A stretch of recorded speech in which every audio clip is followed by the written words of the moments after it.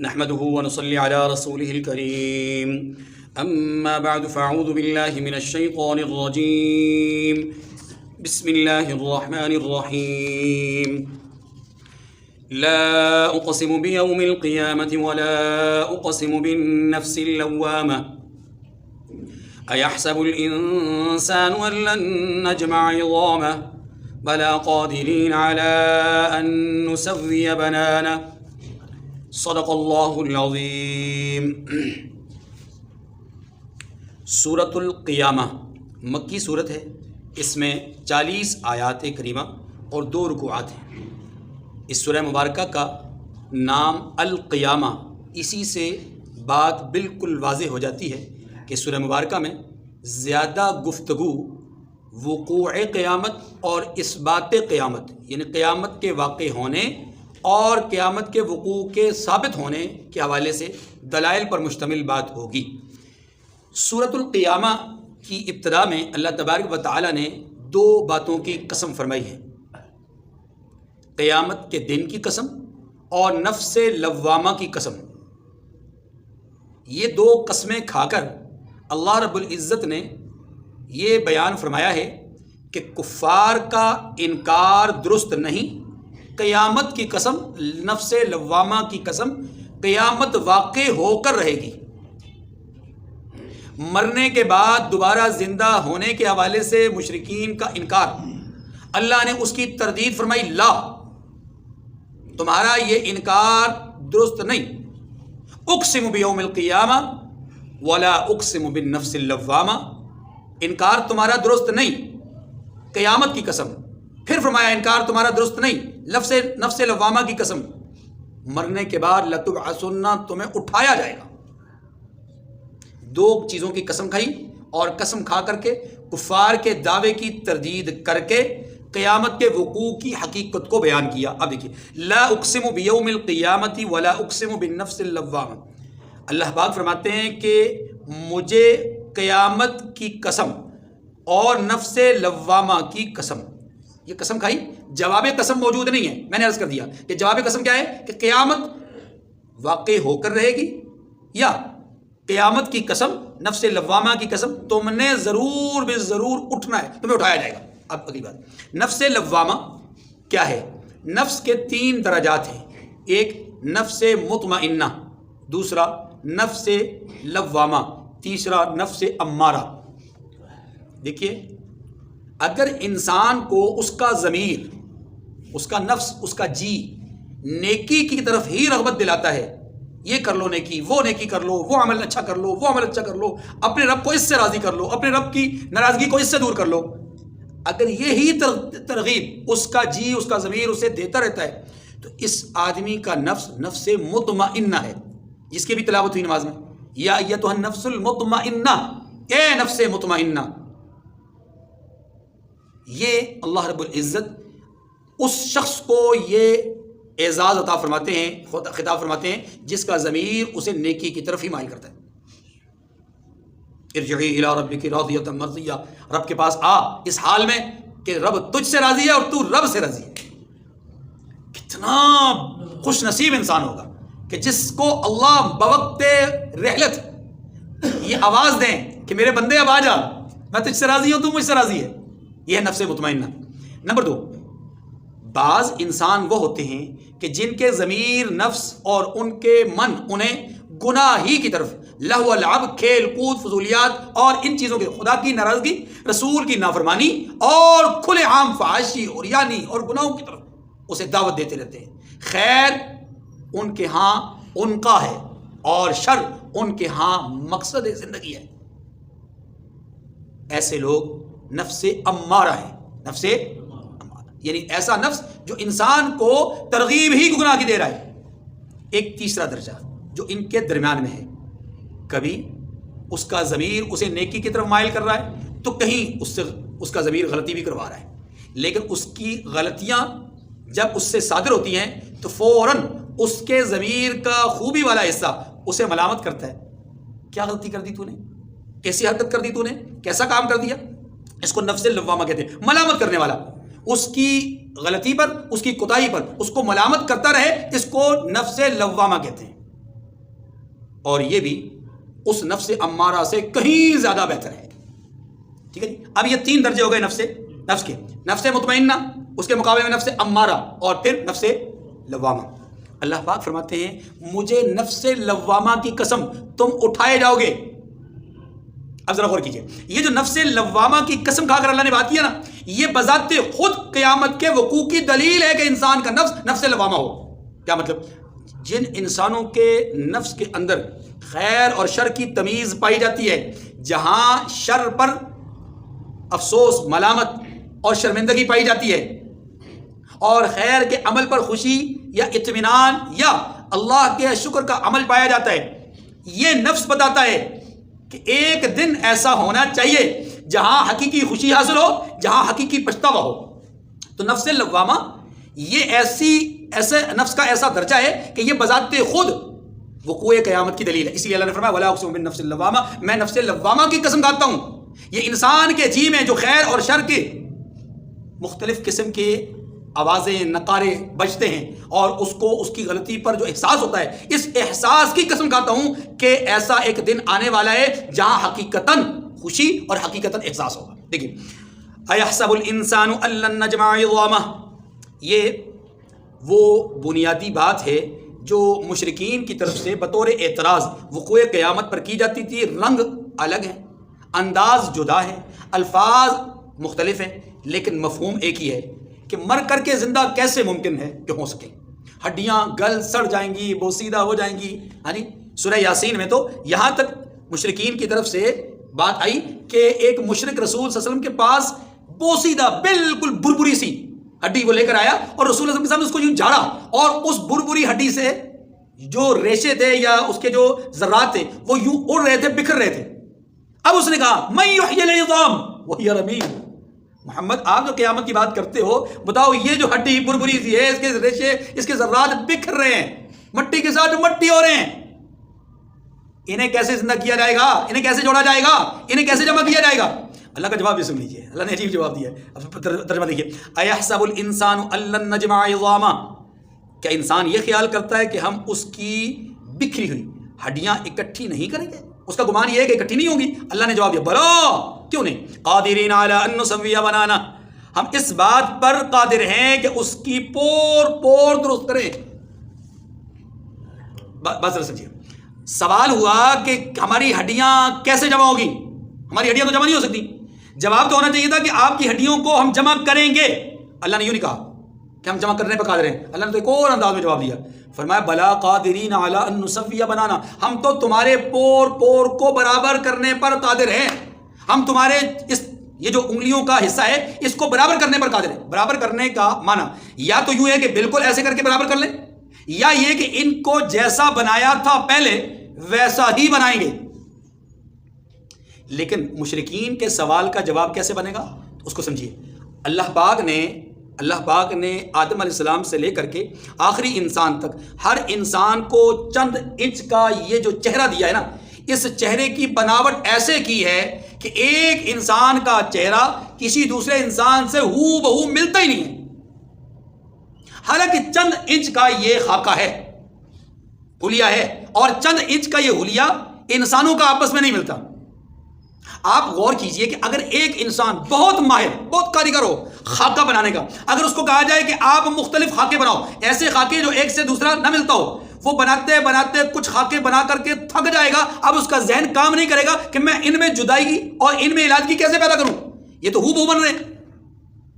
اور ایک اللہ کی مصوری ہے کہ آدم علیہ السلام سے لے کر کے اب تک کروڑوں اربوں انسان بلکہ کھربوں انسان گزر چکے، اور پتہ نہیں کتنوں نے آنا ہے، کسی کا چہرہ دوسرے سے ہو بہو ملتا ہی نہیں. ایک تو یہ بات. لیکن یہاں اللہ تعالیٰ نے چہرے کی بات بھی نہیں کی. چہرہ تو ایک بڑی جگہ ہے نا، بڑی چیز ہے، چند انچ پر مشتمل ہے.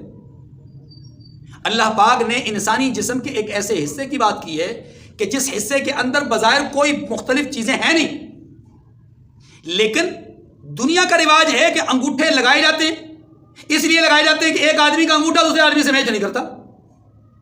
فنگر پرنٹ ایک کے دوسرے سے الگ ہیں، ہر ایک کے دوسرے سے الگ ہیں. یہ اس بات کی نشانی اور علامت ہے کہ اللہ پاک یہ بیان فرما رہے ہیں کہ تم پورے کے پورے انسان کی بات کرتے ہو، ذرا دیکھو تو صحیح، ہم تمہارے پورے وجود کو جمع کریں گے. کیسے؟ دو طرح سے اس حقیقت کو بیان کیا. ایک یہ کہ انسان کی انگلیوں کے پوروں کو ہم برابر کریں گے. معنی یہ ہے کہ انگوٹھے انگلیاں، پاؤں کی انگلیاں، ہاتھوں کی، یہ انسان کے وجود کا ایک طرف کا حصہ ہے، دوسرا دوسری طرف کا کنارہ ہے. اور یہ دونوں کنارے بیان کر کے، یا دونوں کناروں کی طرف اشارہ کر کے اس بات کی طرف اشارہ کر دیا کہ تم تو صرف ہڈیوں کی بات کرتے ہو، ہم پورے کے پورے وجود کو او بہو جمع کریں گے جبکہ تم ایک چہرے کا خاکہ نہیں بنا سکتے. ہم پورے کے پورے وجود کو، بدن کا ایک حصہ پاؤں ہے، یہ انتہا ہے نچلے دھڑ کا، اور اوپر والے دھڑ کی انتہا کیا ہے؟ اگر یوں کر کے پھیلایا جائے، یوں کر کے اٹھایا جائے تو انسان کے ہاتھ انسان کے وجود سے اوپر جاتے ہیں. تو گویا ہاتھ ایک طرف کی انتہا، پاؤں دوسری طرف کی انتہا، اور دونوں طرف کی انگلیوں کے پورے اللہ پاک نے فرمایا ہم ان کو برابر کریں گے. معنی یہ کہ پورے وجود کو ہم صحیح سالم بنائیں گے. تم تو ہڈیوں کی بات کرتے ہو، ہڈیاں تو بہت چھوٹی بات ہے. اس لیے اس میں بیان کیا گیا کہ بھلا قادرین علی ان نسوی بنانا، ہم اس بات پر قادر ہیں، ہم جمع نہیں کریں گے، جمع کرنا تو بڑی ہلکی بات ہے، ہم اس بات پر قادر ہیں کہ ہم اس کے پور کو درست کریں، برابر کریں. بل یرید الانسان لیفجر امامہ، مگر انسان چاہتا ہے کہ آگے کو خود سری کرتا جائے. معنی یہ یہاں پر اللہ تعالیٰ نے انکار کی وجہ بیان کی. قیامت کے انکار کی وجہ کیا ہے؟ مشرکین قیامت کا انکار صرف اس لیے کرتے تھے کہ وہ عیاشی کرنا چاہتے تھے، گناہ کرنا چاہتے تھے. ٹھیک ہے، یہاں اسی کی طرف اشارہ ہے، خود سری کرنا، یعنی اللہ کی نہیں ماننا، اپنے نفس کی ماننا، اپنے جی کی ماننا. اور یہی انسان، یہ جو منکر ہے نا قیامت کے، وہ یہی چاہتے ہیں کہ ہم بس یہ نافرمانیاں کرتے رہیں اور ہماری نافرمانیوں کا سلسلہ رکے نہ، عیاشیاں کرتے رہیں. چونکہ قیامت کو ماننے کا سب سے بڑا ان کو جو نقصان سمجھ میں آتا ہے وہ یہ آتا ہے کہ اگر ہم قیامت کو مانیں گے تو دنگا فساد کیسے کریں گے، قیامت کو مانیں گے تو قبضہ کیسے کریں گے، قیامت کو مانیں گے تو گناہوں کو کیسے چھوڑیں گے، قیامت کو مانیں گے لوگوں پر اپنی چدراہٹ کیسے قائم کریں گے، قیامت کو مانیں گے لوگوں پر اپنا جو ہے ہوا کیسے جو ہے وہ قائم کریں گے. یہ ہے سب سے بڑا مسئلہ.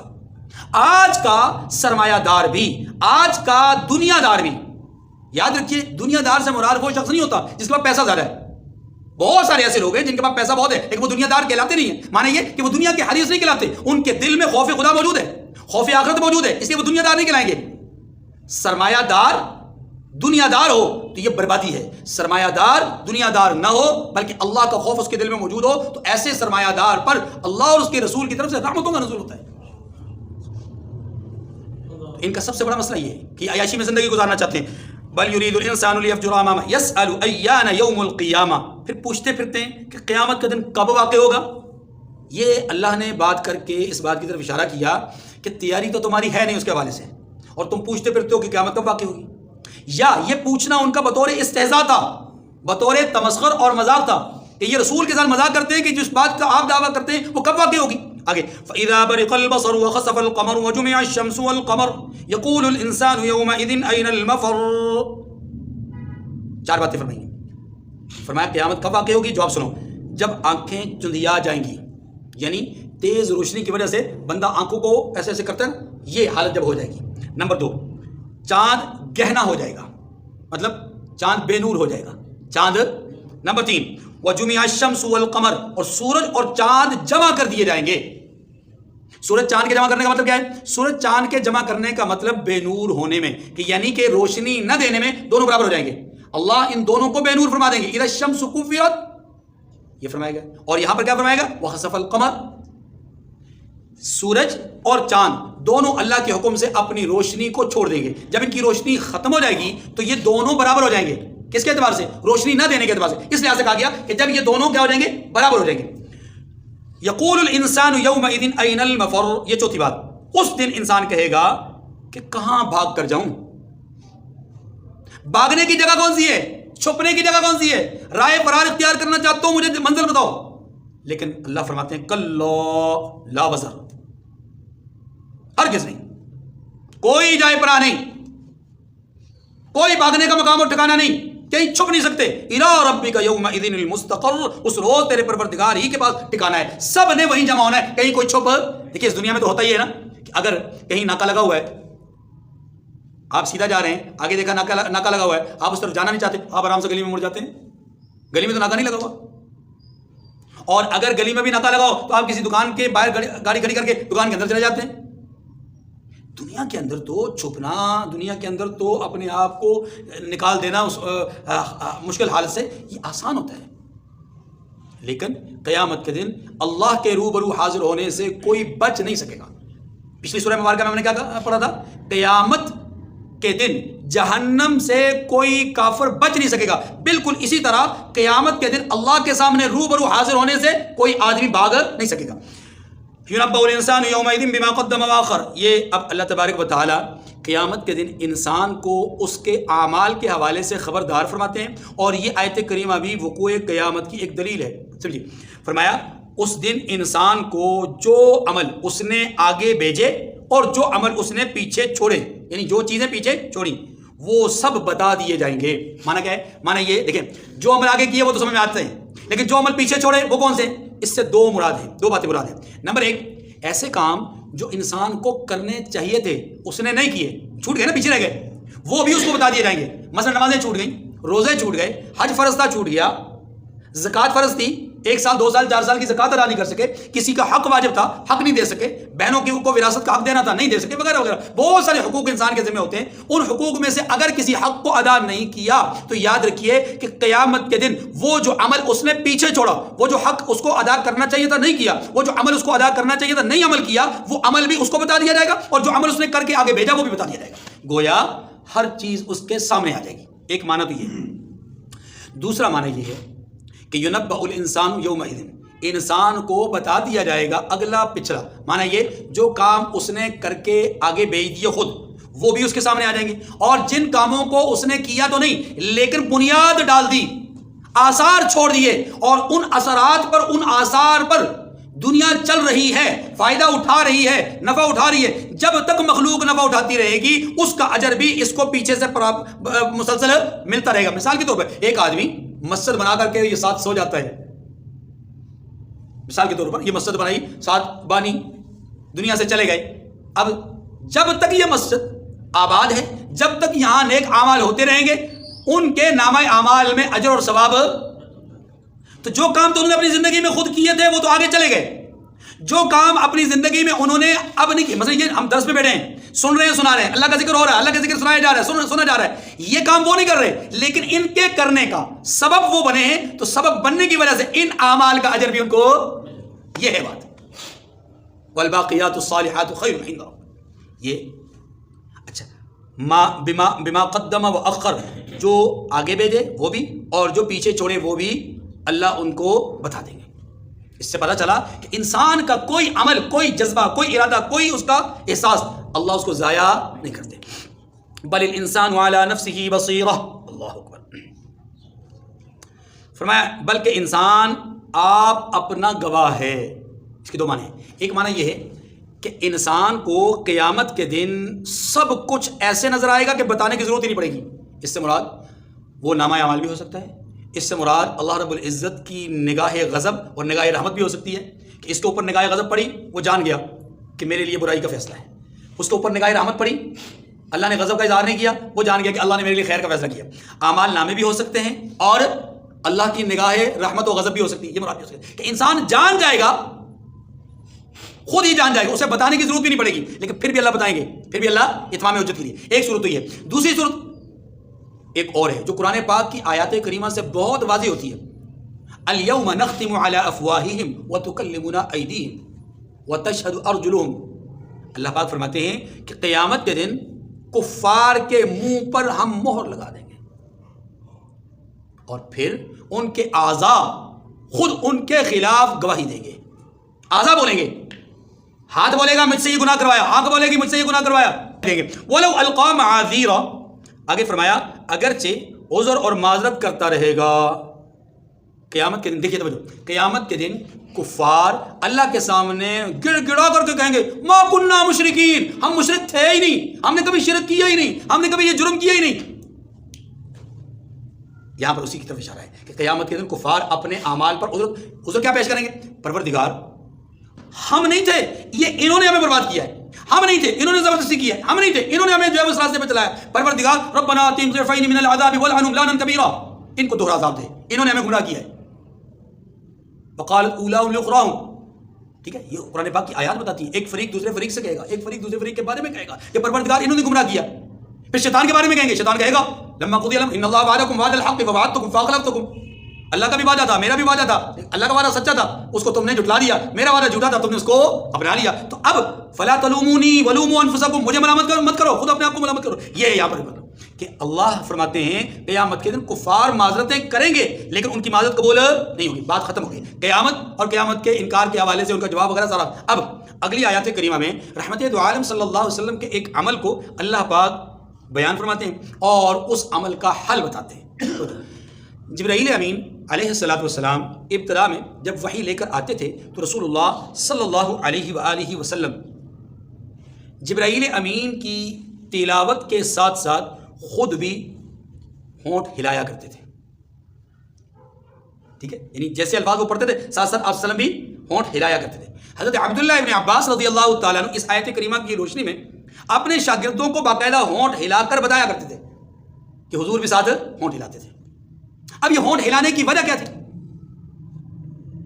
وجہ علماء نے کئی لکھی ہے. مثلا شدت انتظار رہتا تھا وحی کا، تو جیسے وحی آتی تو آپ بے تابانہ جبرائیل امین کے ساتھ پڑھنا شروع کرتے تھے.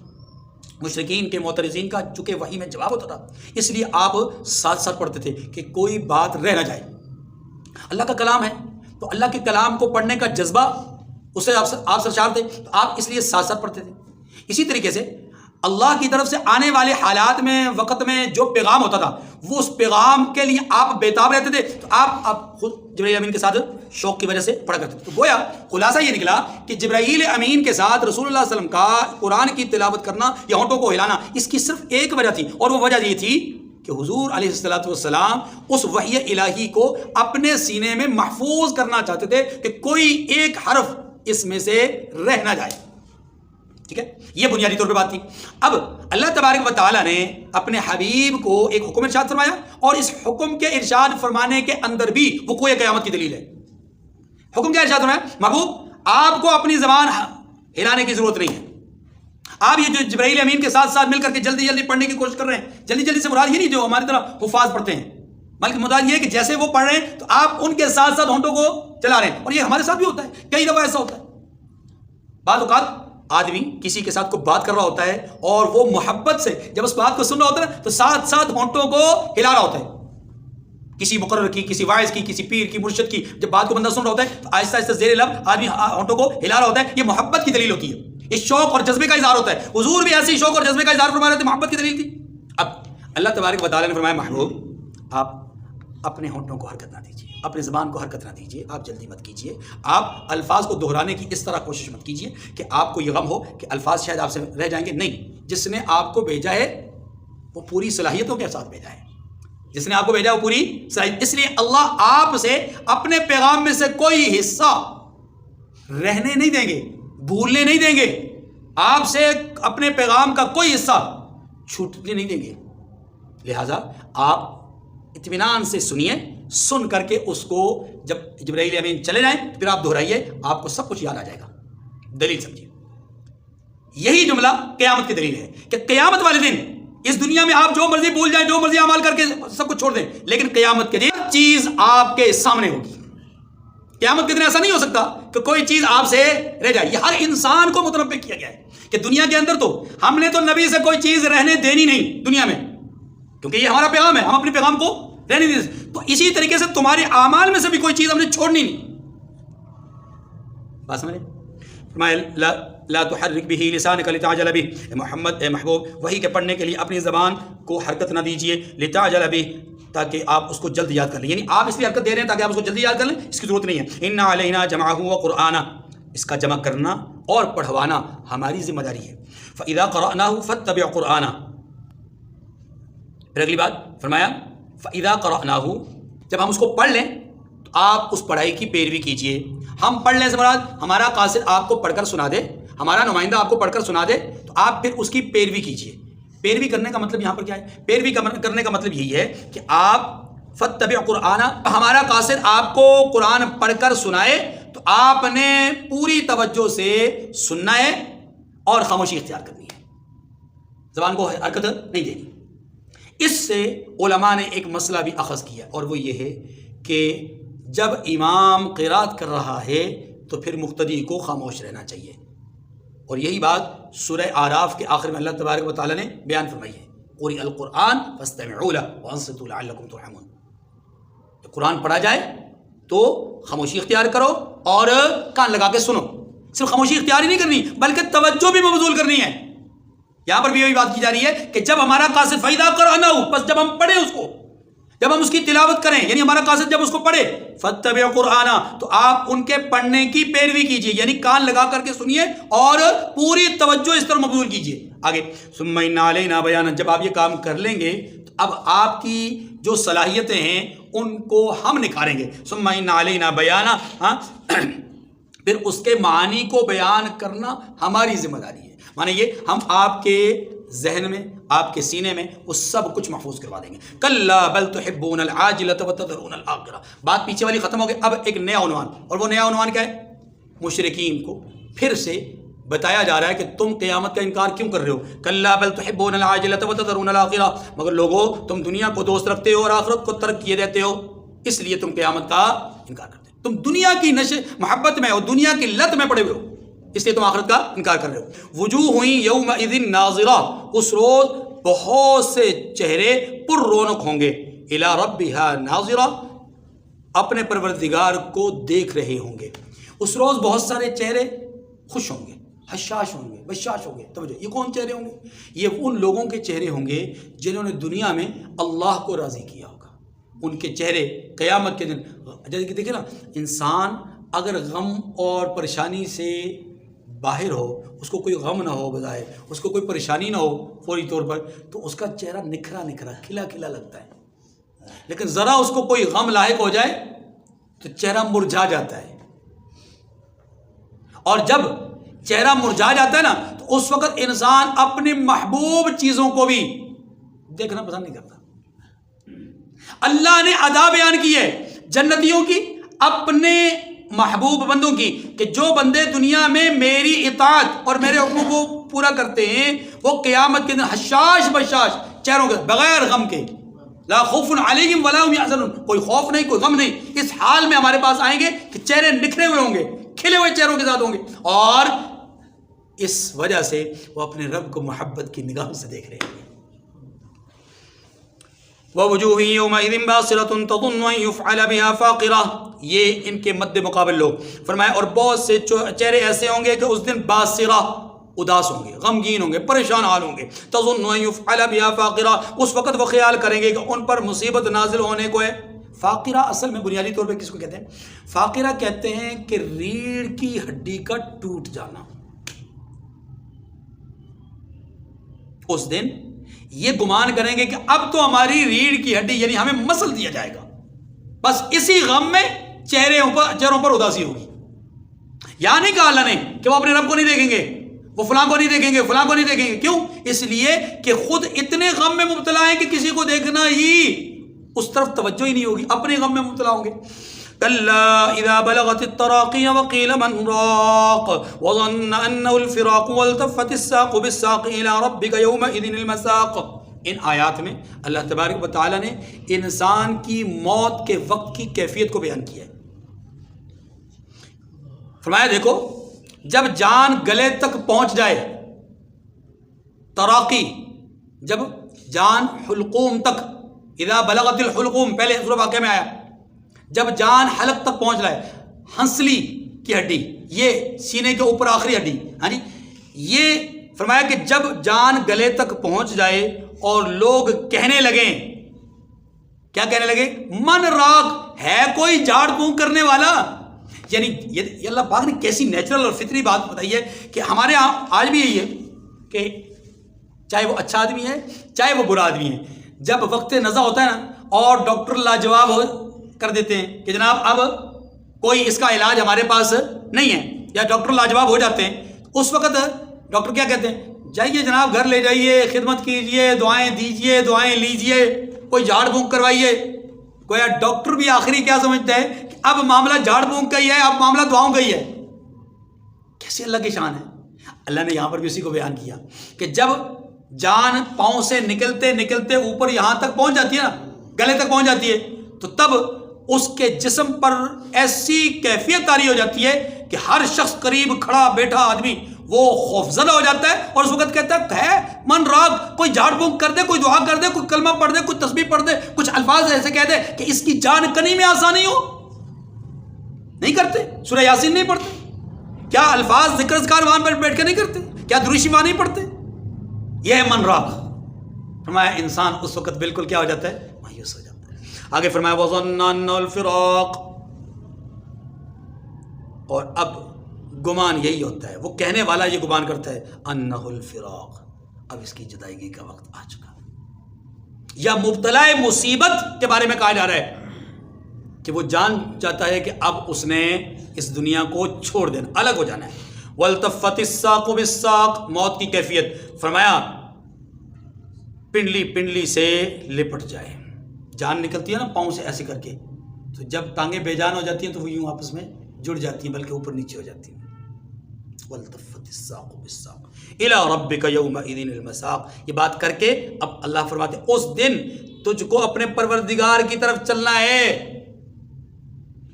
یعنی جب یہ منظر آ جاتا ہے نا، اب اس کے بعد چھوٹ نہیں ہے،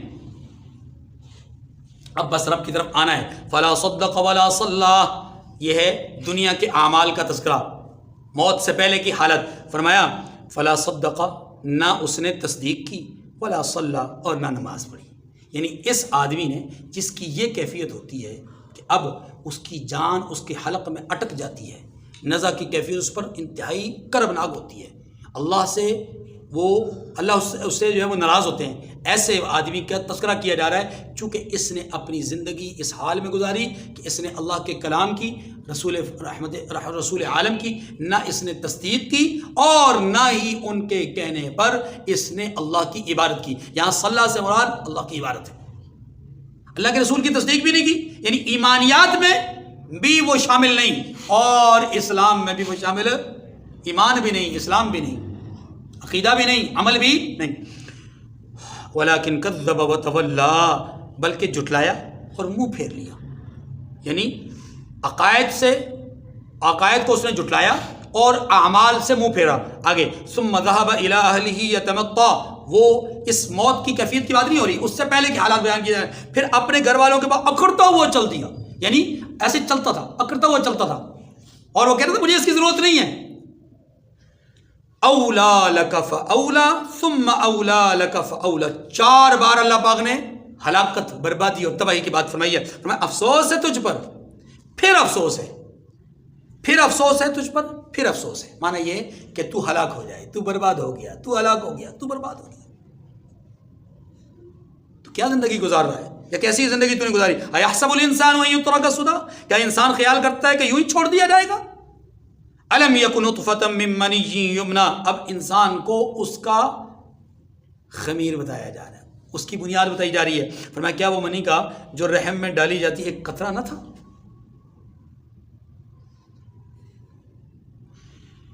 ایسا گندا قطرہ کہ اگر کپڑے پہ لگے کپڑا ناپاک، جسم پہ لگے جسم ناپاک، ہاں جی بدبو، یہ ساری چیزیں. اللہ فرماتے ہیں کہ کیا تو وہ نہ تھا؟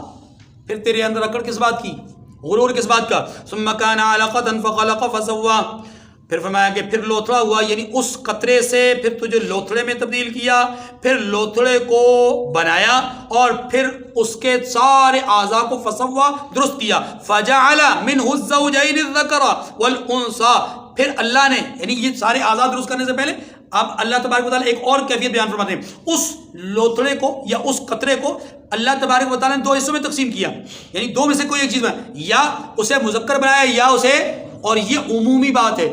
ورنہ یاد رکھیے کسی کے ذہن میں یہ بات آ جائے کہ جناب جن سے ثالث بھی تو ہوتی ہے، تو جواب یہ ہے کہ جن سے ثالث بھی انہی دونوں میں سے کوئی ایک ہے. یا اس کی طرف میلان زیادہ ہوگا تو اس کے اندر مردانہ جو صفات ہیں وہ غالب ہوں گی، تو ہم کہیں گے کہ یہ مرد ہے، اور اگر نسوانی صفات غالب ہیں تو ہم کہیں گے کہ یہ عورت ہے. یاد رکھیے یہی حکم ان کے قبرستان میں دفنائے جانے کے حوالے سے ہوگا، یہی حکم ان کے جنازے وغیرہ کا ہوگا، یہی حکم ان کی معاشرتی زندگی کا ہوگا. اگر ان کے اندر غلبہ مردانہ اعضاء کا زیادہ ہے یا مردانہ صفات کا زیادہ ہے تو پھر اس کو مرد کنسیڈر کیا جائے گا، اور اگر اس کے اندر نسوانی صفات زیادہ ہیں تو اس کو عورت تصور کیا جائے گا. یہی وجہ ہے کہ اگر اس کو مرد تصور کیا جائے تو پھر عورتوں میں جانے کی اجازت نہیں، اگر عورت تصور کیا جائے تو مردوں میں جانے کی اجازت نہیں. اسی طریقے سے اس کے جنازے اس سے پہلے اپنا غسل کا مسئلہ کہ غسل اس کو اگر وہ مرد کنسیڈر کیا جا رہا ہے مرد ہی غسل دیں گے، اگر عورت تو پھر عورتیں ہی غسل دیں گی۔ اسی طریقے سے تدفین کا معاملہ بھی پردے اور بے پردگی کے حوالے سے بھی دیکھا جائے گا، اور تدفین کے اپنا کفن کے حوالے سے بھی کہ 3 کپڑے پہنائے جائیں گے یا 5 کپڑے پہنائے جائیں گے، وہ سارے احکامات مرد اور عورت کے پھر ان کے اوپر لاگو ہوں گے۔ فجعل منہ الزوجین الذکر والانثی، پھر اس کی 2 قسمیں بنائی، ایک مرد اور ایک عورت۔ الیس ذلک بقادر علی ان یحیی الموتى، جہاں سے آغاز کیا وہیں پر اختتام کیا۔ کیا اس خالق کو اس بات پر قدرت نہیں کہ مردوں کو جلا اٹھائے؟ کیا اس کو اس بات پہ قدرت نہیں کہ وہ مردوں کو دوبارہ زندہ کر دے؟ تم کس بات پہ اعتراض کر رہے ہو؟ اس کی ایسی ایک قطرے سے گندا قطرہ، اس سے جب اللہ انسان کو بنا سکتے ہیں جو تم اپنی آنکھوں سے بھی دیکھتے ہو، تو پھر بنے ہوئے انسان کو دوبارہ جمع کرنا، اس کی ہڈیوں کو قوت دینا اور ان کو منتشر اعضاء کو جمع کر دینا، اس کے لیے کون سا مشکل کام ہے؟ بلا شبہ بلا کیوں نہیں؟ اس آیت کریمہ کا جواب کیا ہے؟ بلا کیوں نہیں؟ اللہ ہی قادر ہے، اللہ ہی۔ وآخر دعوانا ان الحمد للہ رب العالمین۔